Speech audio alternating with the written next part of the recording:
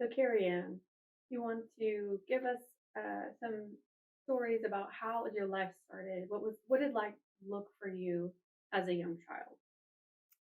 Well, first of all, I want to just thank Jesus that He has given me a great purpose now in sharing my story.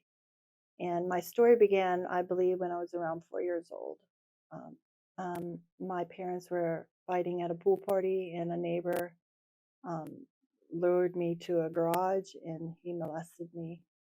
And um, being so young, you don't understand any of that going on in your life. But over the next year, my dad divorced my mom and left us. And I look back on that and I believe that I took on that responsibility that they must have were fighting over finding the truth about what happened, or I'm not sure of all the details of why they were getting a divorce. I just know that my dad left without saying goodbye. And I think at that time, I was probably around 5. I took that burden on that I broke up with my family. And I think over the years of that knowledge, it probably was subconsciously as a child, but I took it on as something significant. And so um, I guess it was like a hard burden in my soul that just started um, a negative, unloving emotion in my soul. And over a course of many years, I was just wanting to be loved. And unfortunately, I wasn't, because I feel like my family hated me. Um, After my parents got divorced, my grandmother and grandfather brought us to Florida. My mom and my other two brothers. We lived there for a while with them, and my grandmother was very mean to my twin brother and I. And over the course of that time, my affirmations were, you're stupid, you're dumb, you're like your stupid dad, and just very vulgar words were always brought to my attention about my unworthiness. And again, I was um, kind of the scapegoat and getting a lot of the beatings and a lot of the abuse from my grandmother growing up, because she just did not care for my father. And so I think I was 8. No, I was 10, and my younger brother was 8, and we were visiting my dad. And one summer, and my little brother decided to stay with my dad instead of coming back with my twin brother and I back to Alaska with my mom, where we were living. And when I got back home, my mom resented me horribly for that. She blamed me for not bringing him back. And again, I was 10 and he was 8. And from that point on, my mom just pretty much shut down as being a affectionate mom, a loving mom.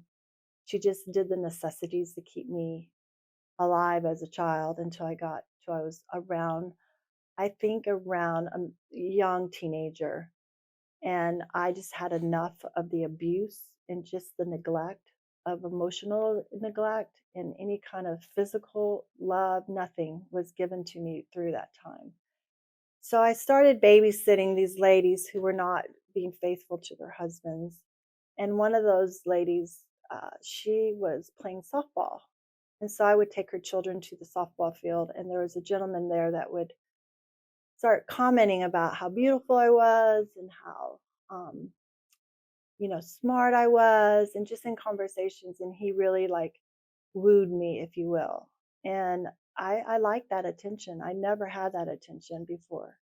And so it was intriguing to me that some strange man would even notice me. And so in that course of time, um, one thing led to another, and I ended up being with that gentleman, which at the time, you know, was just the man. And come to find out, he was actually an owner of a massage parlor. And so he ended up getting me into that way of life as a prostitute. And so I was very young, and um, I just wanted to please him because he showed me attention and I felt loved in some strange way by this gentleman. But clearly, one, he wasn't a gentleman, and two, he was just using me to get what he needed.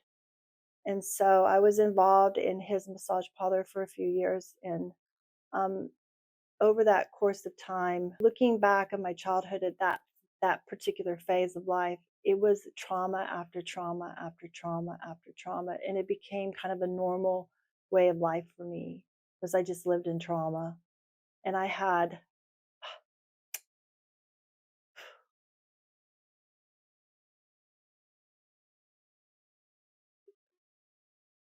no one to help me get through it, not even God. It was it was me, myself, and I. And I made a lot of bad choices just in just in hope of just finding love and Mm. guidance. Clarify on that point that you're saying you didn't have God because you hadn't met him yet. Yes, I didn't know who God was, or Jesus, or the Holy Spirit, or any religious anything at that point in life. So um, I just kept searching for love in all the wrong places. And I have slept with numerous men in my life. I have done numerous things in hopes that somebody would notice me and love me. Um, so after a few years working in that one massage parlor, I kind of got away. I worked a little bit outside of that place as well in a boutique. And I stole from that boutique all the time, clothes after clothes after clothes. And I never got busted.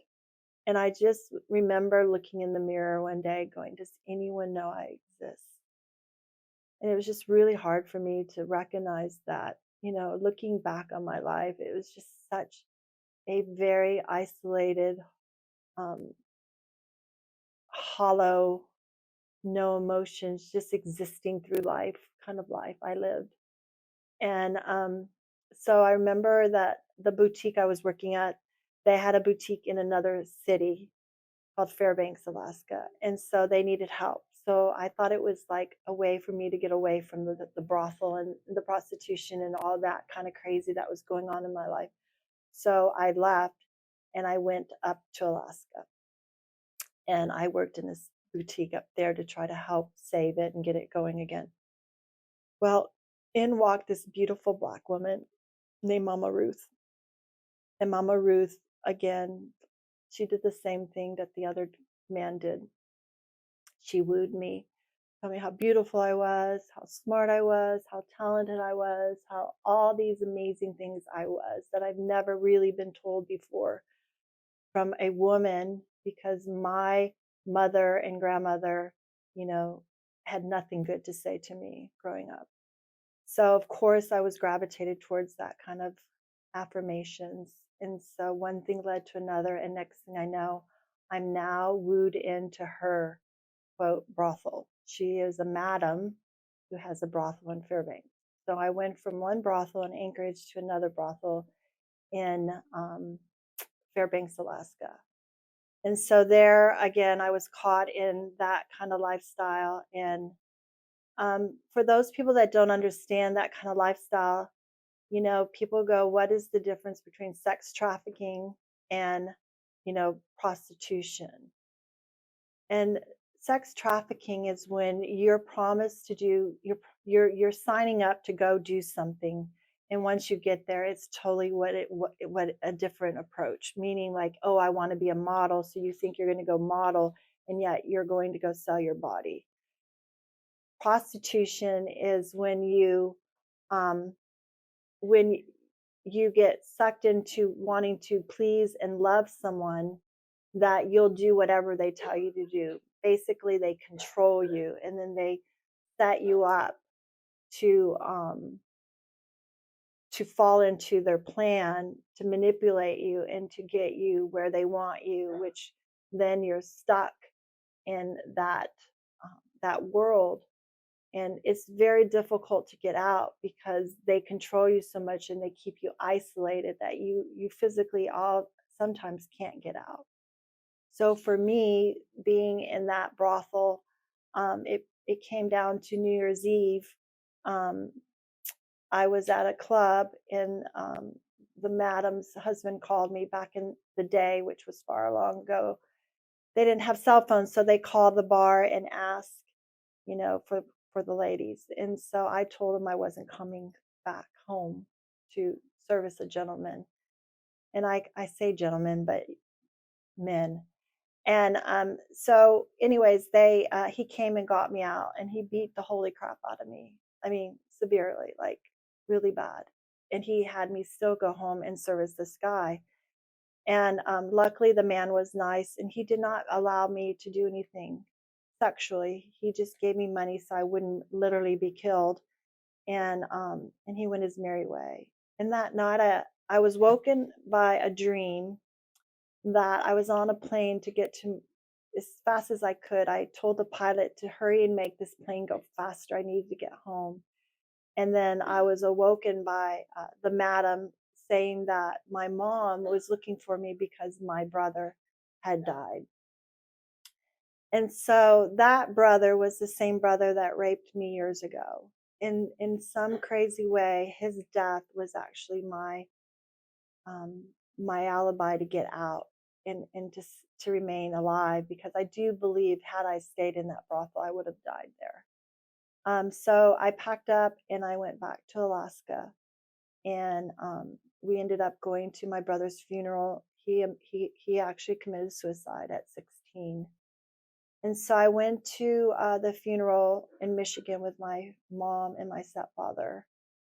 And at the funeral, my mom grabbed me really close to her and she said, "If you would have brought him back, we would not be here today." And at that point, I just literally lost it. And I just told my mom, I pushed her away from me and just had nothing else to say to her. After the funeral, we came back to Alaska, and I was very worried because I knew I would not live with my mom for very long. However, I knew I couldn't go back to a brothel, and I did not know where to go. And I heard this commercial, Great Way of Life, join the US, the Air Force, Navy, Marine, and Army. And I, to this day, do not know how I got to the recruiting office, but somehow I got there. And I remember looking in the windows of the mannequins of all the uniforms, and I honestly said to myself, I think I look best in blue, and I joined the Air Force. And honestly, that was the most defining moment of my life, where God used that moment, just turned the course of my life to becoming a better person. And so over the course of many years, um, that was in my early 20s, um, there's been a lot of trials and tribulations still in my life, a lot of sexual um, encounters with men. Um, I've never really done drugs and never been a big drinker, but I feel like my addiction was sex, because I just wanted to be loved, and I felt like that was the way I got noticed by men. And so I did have many affairs with men. And one of those men I had an affair with was my former boss at one of the places I worked at. And he was married, and we had a long affair. And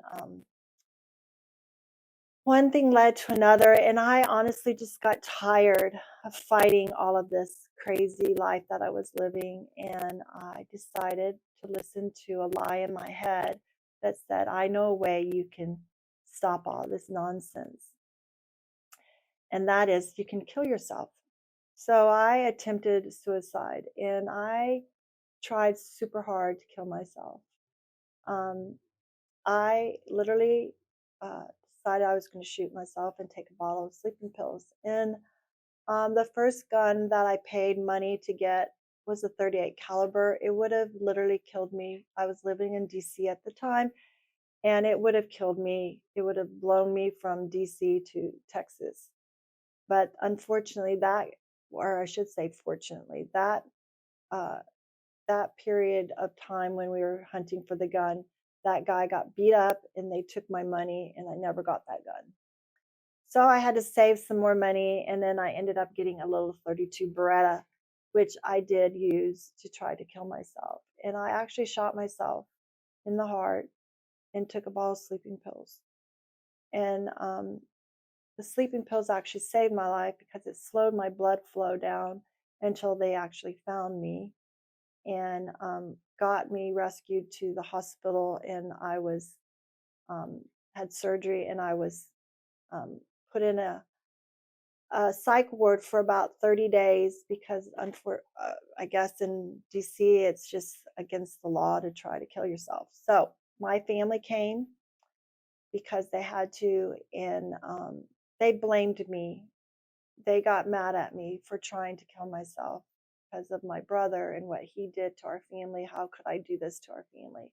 So once again, there was no love there. There was no affirmations of, I'm so sorry that you were hurting so bad. It was again judgment, punishment, and just craziness from my family. So I remember getting um, out of the hospital. I had no one there to greet me, no one to take me home. I ended up getting in a cab. And I remember the cab guy, I'll never forget him. He asked me, I hope you're feeling better. And I said, well, not really. I'm really upset. I tried to kill myself, and I'm so stupid. I couldn't even do it right. And now I got to go home and try to figure out how to live. He's like, well, where's your family? And I said, they're the problem. I said, I sent them all home. So I remember that day going back to my apartment where I attempted the suicide. And I remember just sitting there for about 2 hours, just sitting there.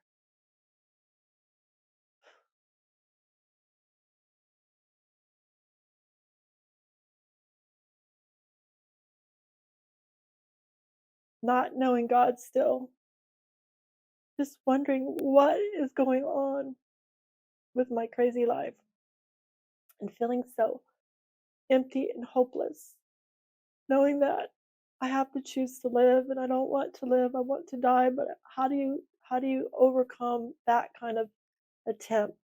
So I chose that day that I have to fight through this somehow, some way, and figure out how to live a normal life. So at the time I didn't recognize that was part of this journey I'm on, but at that point I think that was an angel talking to me, maybe. I'm not sure. But I just remember that conversation I had with myself. And for some reason, it just felt comforting after I was done talking. And one by one, day by day, month by month, year by year, I've just been fighting the good fight. And that was about 40 something years ago. Throughout my life, there's still been many, many trials and tribulations. And I remember I I was 30-ish, let's see, about 30 now-ish, and um, I moved to Texas to be closer to my dad, who I've never had a relationship with. And I was working at Mobil Oil at the time in Fairfax, Virginia, and I had an opportunity to be transferred here to Texas. So I came to Texas to build a relationship with my dad, but also just to start a fresh life. And I got here, and my stepmom, she had a problem with it. And so she caused a lot of grief between my dad and I. And she's the one who's caused grief between my dad and I my whole life. So I wasn't surprised, but I was hoping it would be better, and it wasn't. So I ended up leaving my dad's house, and I got my own place. And um, I ended up getting pregnant in my 30s with my first son. And at first I was going to have an abortion. And this time around, God's like, you don't have to have an abortion. And I started hearing God that I didn't really know, but at this point I knew of, but I didn't know who he really was. I remember one day I was looking in the mirror and I started seeing my brother's face on my face, like in the mirror, and it scared me. Like I saw a vision of my brother who passed away, and it scared me. And I saw it about 3 times in about a week, and it scared me. And then I started thinking, maybe I should try to kill myself again.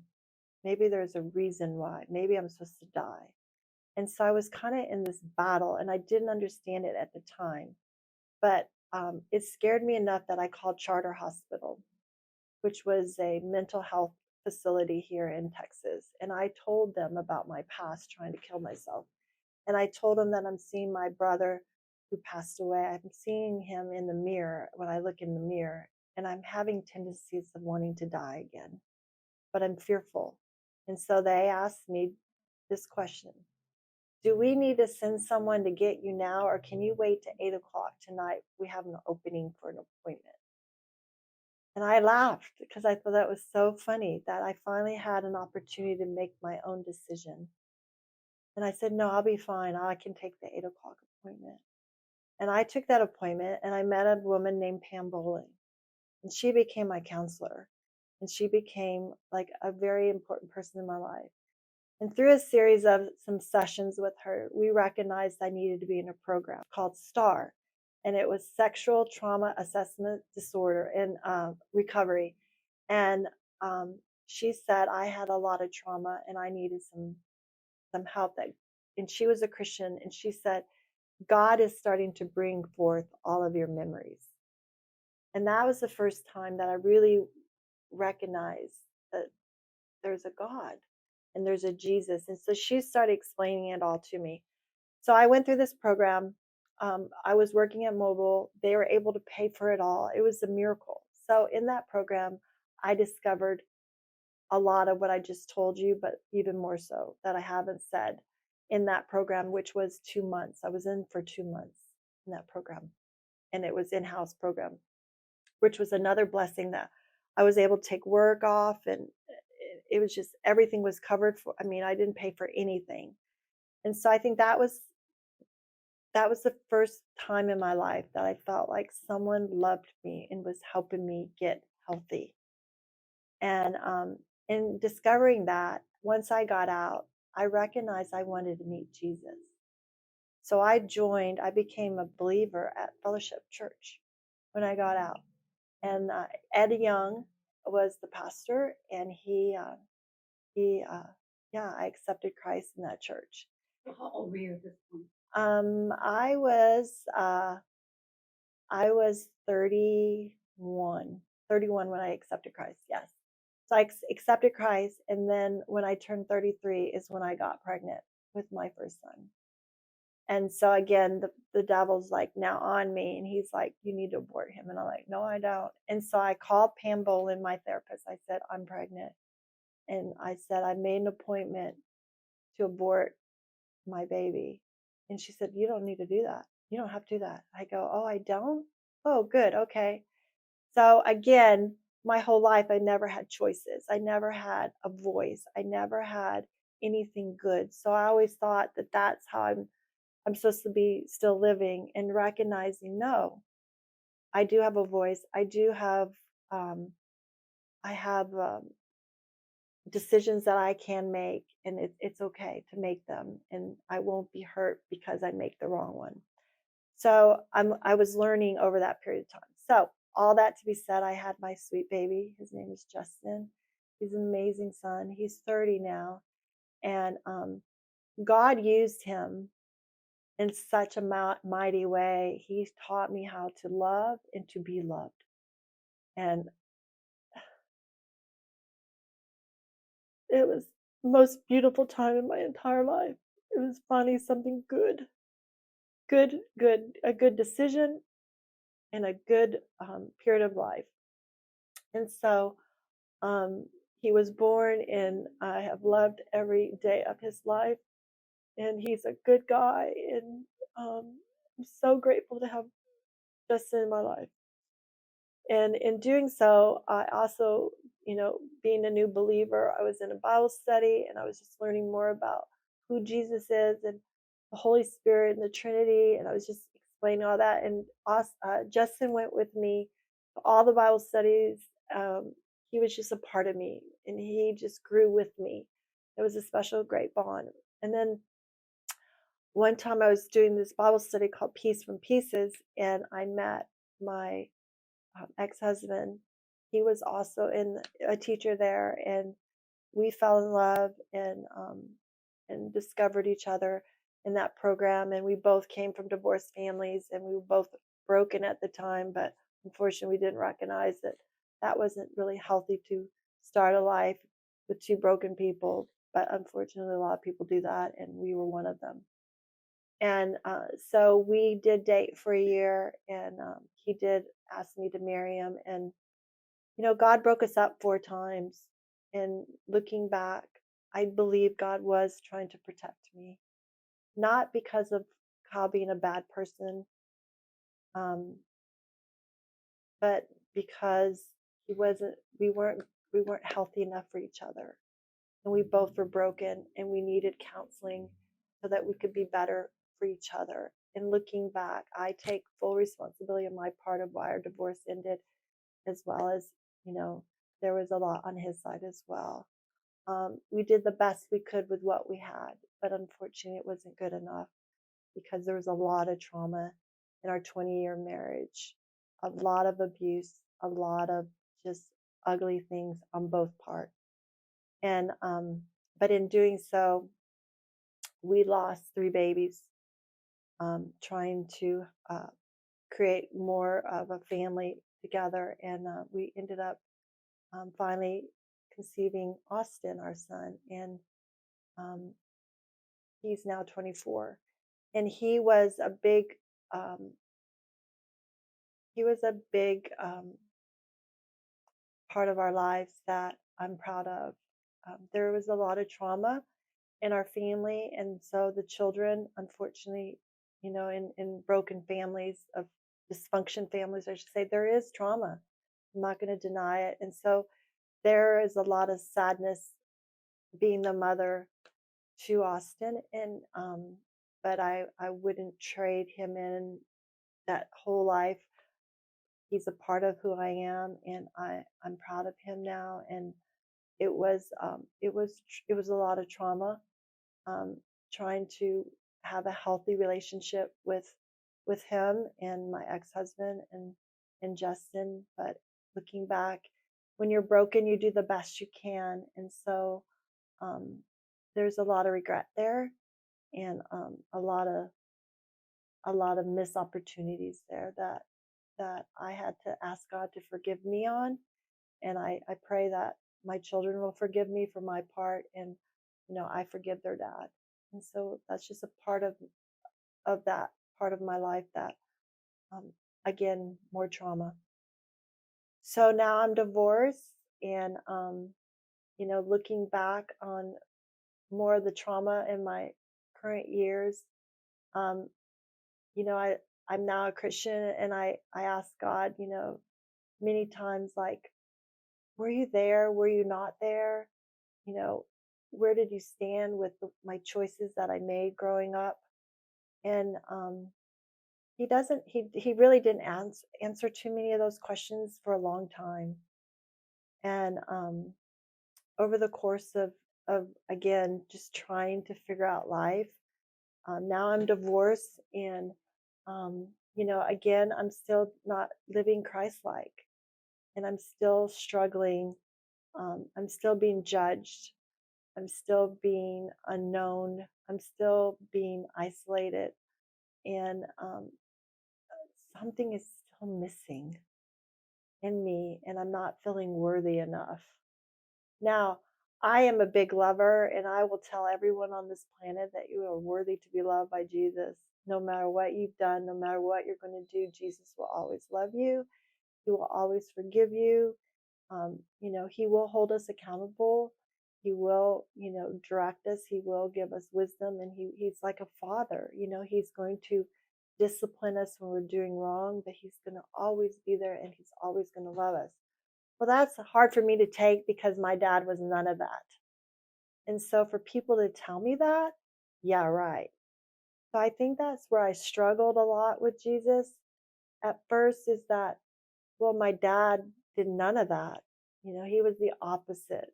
He was, you know, always being rude and ugly, and calling me ugly names. And, um, he was never supportive. He never provided for me. Um, you know, my neither one of my parents financially supported me. And so it was difficult to put my hand around, okay, this earthly father and this godly father, they're so opposite. So it took me a while to figure that out.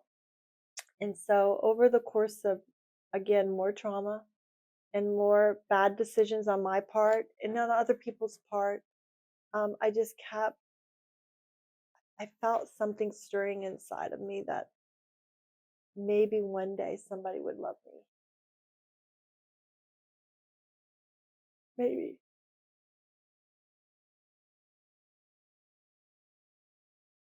So I ran into a guy one time who, I was on dating sites for a while and it was just, that's a hot mess. But I ran into this guy and,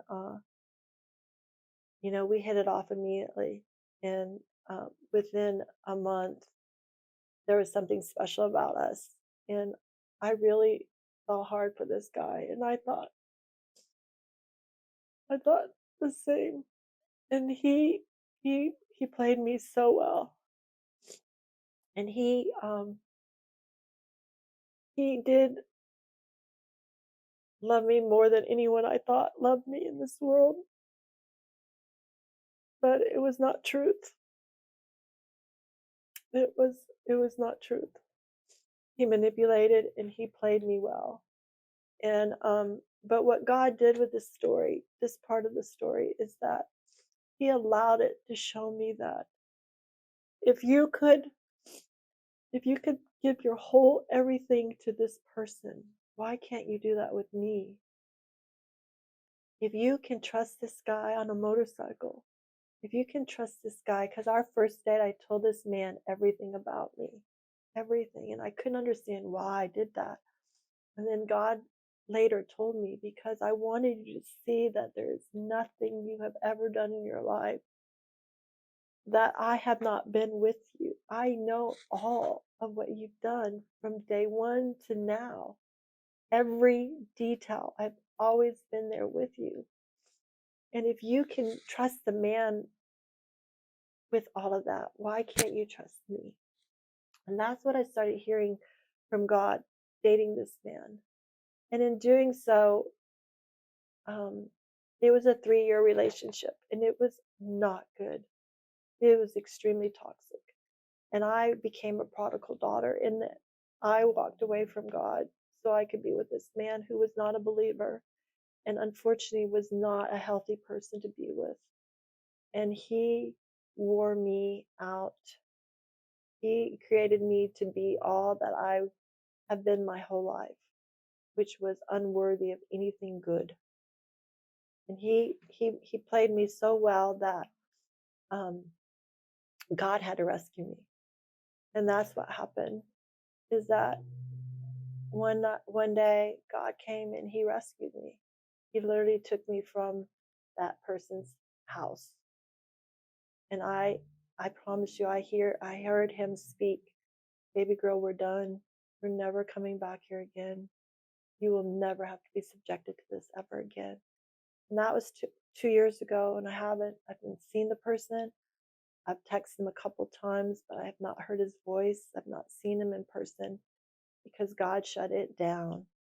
And in doing so, again, because God doesn't just force himself upon us like, you know, a bull in a china, cabinet. He slowly teaches us. And so God sent me to a retreat called Surrender. I didn't know a soul there. I showed up. It was about 7 hours outside of Dallas, or 6 or 7 hours. I just showed up there literally shattered in little tiny pieces and hardly could speak. But yet there was something profound about that weekend. And over the course of the weekend at the end, we were supposed to write a word on a piece of wet paper and nail it to a cross. A word or a phrase that you wanted out of your soul. Okay. So I wrote Kari, and I don't even really, I didn't know why, but I wrote Kari. And I asked God when I was driving home the next morning, why Kari? And he would answer me. I didn't hear from him. I asked him numerous times. I never got an answer. About 4 months later, I'm now attending this program called Regeneration, which is a 12-step program for anyone who's broken and not in line with Jesus. And it's the 12 steps. And it really is what has helped me to become who I am today. But at the beginning, it was very difficult. And 4 months in, one afternoon, I asked him the question again, why Kari? And he said, because the Kari that you got rid of was standing right here in front of you, and she's been an imposter your whole life. She was created by man, by the devil, and by you. She is not a child of God. She was an imposter, and she was trying to control you and allow you not to receive what God has for you. And she had to get out of the way for good, so that you were allowed the freedom to receive what Jesus has for you, Kari Anne. And that is all good. And so that is really what happened, is that I had to free myself from Kari, the one who was controlling me and my thoughts and my soul and everything that was not good. She was the shield blocking it. This year, in my amends, part of my recovery, I was at the point of dealing with my mother. I've hated my mother for 48 years. Not hated her, despised her, like I could care less about her. But as a Christian, or just as a daughter, just as a person of kindness that I am, it has eaten at me day in and day out for my whole life. And as I've gotten more mature in my life, I recognize that as a Christian, I have to deal with this somehow, some way, because if I don't forgive, I'm telling the world that I'm better than God. I'm better than Jesus, and I'm not. Jesus died on the cross for all my sin. He's forgiven all of me. And who am I not to forgive my mom? Sunday, I was at church, and I was singing I Surrender All, believe it or not, that song. And I heard God say, great, because you're going to buy a ticket after church and you're going to Alaska on Thursday. And I'm like, what? There is no way I'm doing that. And he goes, oh, really? So you're an imposter again? And then I just froze. I'm like, oh. So I bought a ticket, I got on a plane, and I went to Alaska Thursday that week. Many of my friends were very worried about me. I wasn't worried. I just trusted God. I just chose to trust God. I didn't even tell anyone I was even coming. I just got on a plane and went there. And my mom was in the hospital. At first, she thought she was dreaming. I brought a nurse in with me, and we calmed her down. And then we had about a 4-hour conversation, and it was not good. It was good, bad, and ugly. But I did go and ask her to forgive me for my part of the story. I felt like God didn't make me go into every detail. He just said, I just need you to go and ask for forgiveness. And that's the beauty of God. He has it already, Jeremiah 29:11, for I had the plan, declare the Lord. It's his plan. We're just supposed to be the vessel. We're just supposed to be obedient to whatever that is. And so that's what I was trying to do. Prior to going, I want to tell you this part, is that it was really weird, but I did look up to see if the brothel man was still alive. Was it still running? So I did research that for a little bit. I ran into a, a guy that looked like him, but he was younger, same name. So I did reach out to him, and I asked him, does he own a body shop? And he said, no, my dad does. Why are you asking? And then I just said, well, I'm a good friend of your dad, and I was just seeing if maybe I could say hi to him when I got into town. And he goes, well, he doesn't really like to be dropped in on. You might want to call him. And so I just left it at that.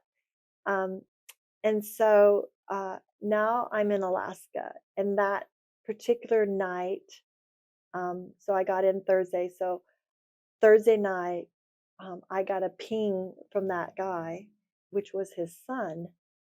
And so we started chatting up some, and I never told him what I did and how I knew his dad, but I used names, and so he clearly knew what all that was about. Come to find out, he's a born again Christian, and he does not care for his dad at all. And he just started praying over me through text and sending me these beautiful songs and just ministering to me while I was there, which was crazy. Just absolutely only God could do. He was having me walk to the brothel where I used to work, which was on 12th Street. And I did. I walked to 12th Street, and sure enough, that's what he had me do. So um, there was no one there. So I just stood outside crying and just thanking God. And that truck came back again. This time I stopped him and I said, "Why are you following me? And who are you?" He goes, "I'm not following you. I'm just making sure you're okay. Are you okay?" And I go, "Yes, I'm okay. I'm crying, but I'm okay."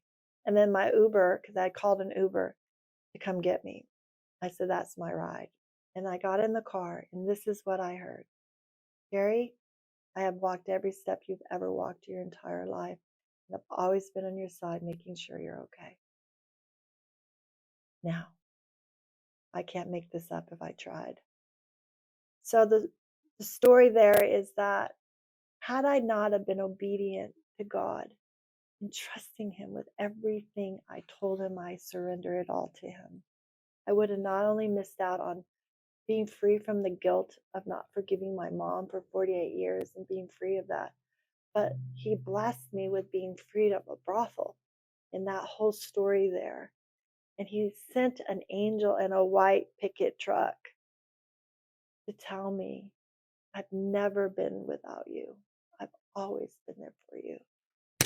I mean, honestly, doesn't get any better than that. But it does. It gets better because now, most people listening to this don't know, but I've been doing mission work for many years, and I've been going to Josh, Nigeria for 8 years. And I just stumbled across this ministry years ago, working with a gentleman who started the ministry. They've been going for over 20. It's called We Go Nigeria. And they've been going there loving on his people. And I got the privilege of being a part of the team, and I've been going there ever since. And in doing so, I found my passion in working with the brothels and the women that are broken there. And there's been a particular brothel that we've been going to for many, many, many years, and I've been going for over 8. And last year, I prayed with Pastor John that this brothel would be shut down for life. It'd be gone, and that this area would be made into something good for the community. And when I went, that's before we went into the brothel. When we went into the brothel, God allowed me to witness to the bar side of the brothel, which were mainly men, and about 9 women were there. And in doing so, he actually had me pull up my shirt and show I have a scar from my suicide attempt, from my ribs all the way around. And he had me show that whole room that scar and tell them that I was sent here. This happened 45 years ago, and God allowed me to live so I could tell you all in person today that he sent me here to tell you you're worthy more than what is in this room. And so 9 women came out, including the brothel mama, and they went across the street to our ministry. The brothel mama, who's been a brothel mama for 55 years, is never going to cross the street. And she came across the street. And over a course of about 35 minutes or so, I was on my knees speaking through the Spirit. People were weeping. I do not know even what I said, but I know that of the 9, 4 ladies accepted Christ, and 2 went into the ministry that I work with. This year, I was told, I saw with my own eyes, one of those ladies is on fire for Jesus now, and is now like a disciple, running around in villages telling Jesus how she's like this American woman. She's running around telling the Messiah knows everything about me and loves me and wants to love you too. It's just crazy good. But back then, last year, um, there was just something magical that happened. So this year I'm there, and I just got back, and they couldn't wait for me to get there to show me that the brothel is no more. It has been shut down. A Catholic church bought the property and made it into stores for the community. Only God can do that.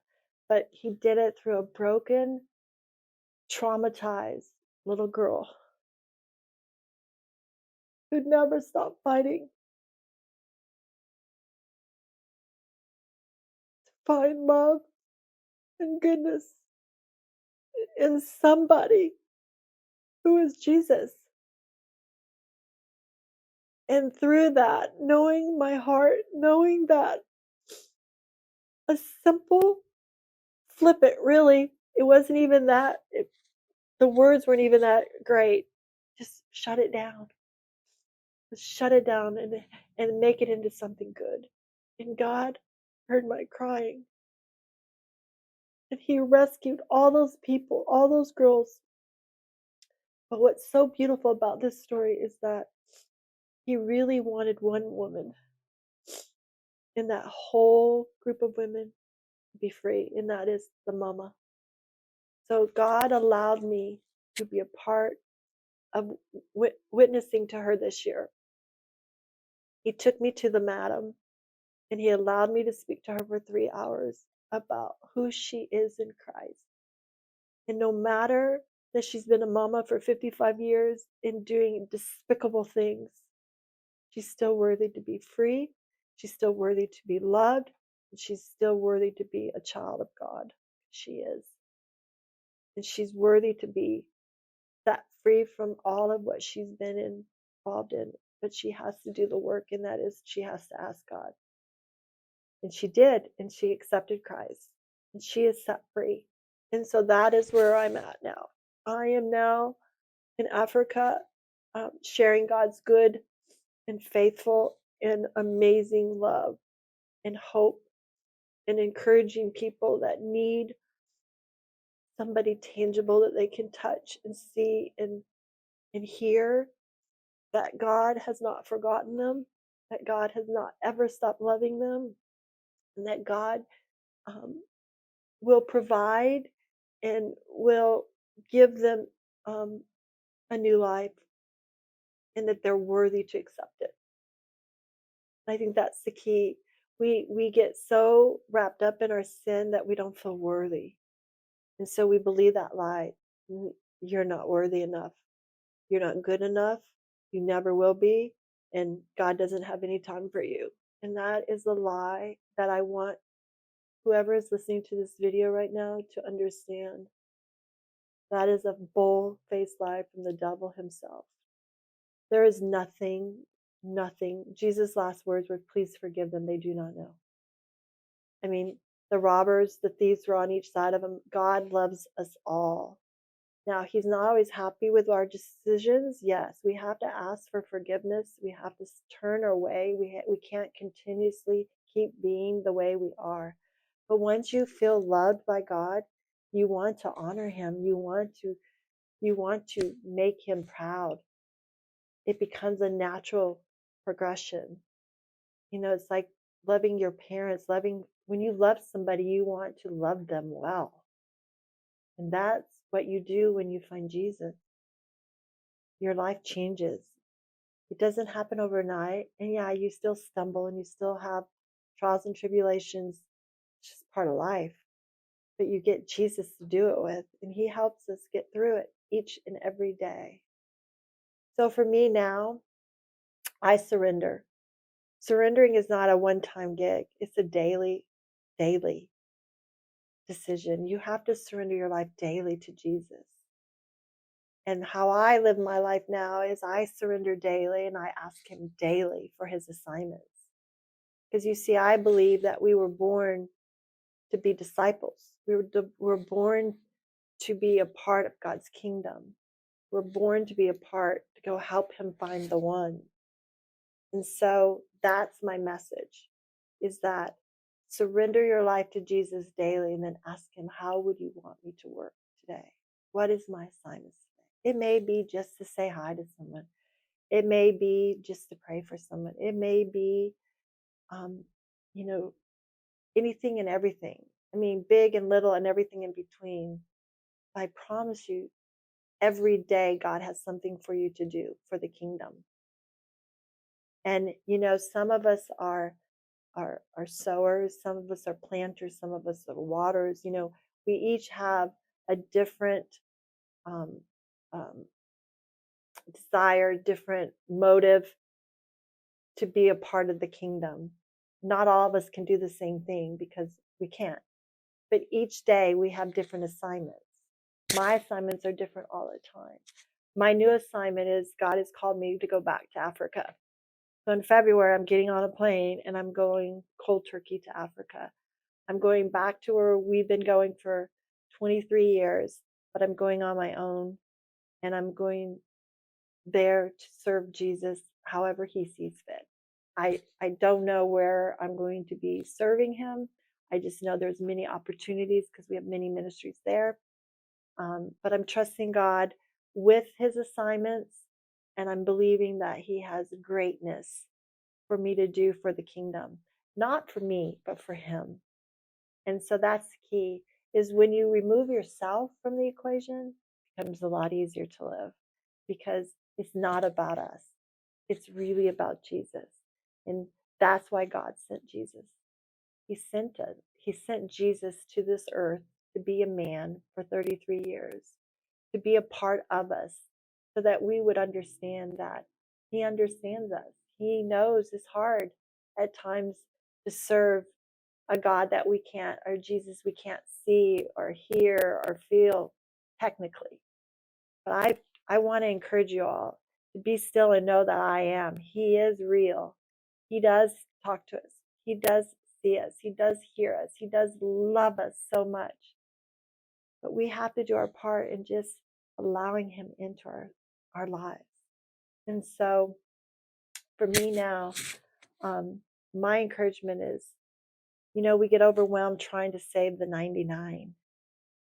Well, the shepherd didn't go and take the 99 to go look for the one. He left the 99 and he went to go look for the one. And so that's my encouragement. Psalms 139:14, for I am fearfully and wonderfully made. God made us fearfully and wonderfully made. He made us perfect. Each one of us is uniquely made. He made us before he made the world. He knows everything about us. Everything. He knows before we do it what we're going to do. He also made us perfectly. I am kind of involved in a puzzle ministry where I believe we all are uniquely pieces to his masterpiece. And so this year we took 1,000 bracelets to Joss and we passed them out. And the message was that go find your connection. How do we do that? By sharing our stories, right? Because my story and the next person's story may have some type of connection where we connect. And then our stories, we share them and the next person connects. And so that's how we're building God's masterpiece. And that's what we're supposed to be doing. We're supposed to be going to find the one to connect to the next one. Would I change my life now if I had an opportunity to go back to that day and change it? I wouldn't, because the joy that I have now on helping God find the one by sharing the story of my trauma and the good, the bad, and the beautiful is so worth it. It's so worth it.